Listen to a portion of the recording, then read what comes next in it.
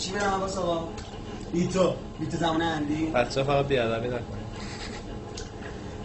بیت زمونه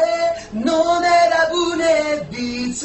دلمان شده بازیمونه عاشق نبودیم تا بدونن قصه دلتنگی رو با من بخونن بیت دل تو سینمون گلای سرخ باشمون بیت پشما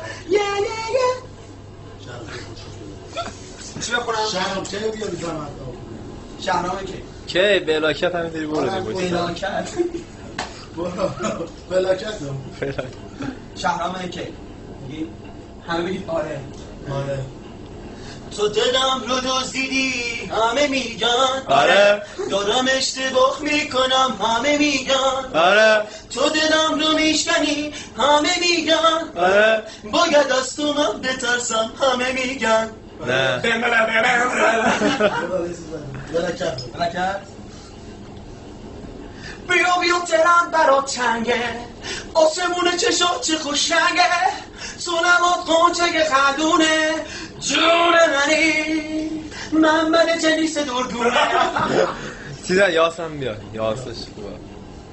نظاری که گله خو گره تو دل تو بره و بگه نمیتونی برسی بهش و میگی گله من و امید منو حالا که یاس رو دید و امیدو میدونم موزل تو اینم میدونم همیشه کمی حوصله کن چرا تو خودتی نگاه میکنی به چی دیگه منم مثل تو ندارم دیگه پولی به جیب هیچ خوب میره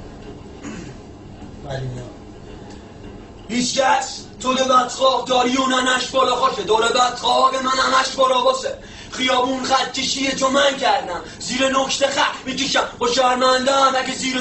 سروش خط نکشیده دلگیر نشو کش دفعه دیگه زب یک چی؟ الان خون تطلو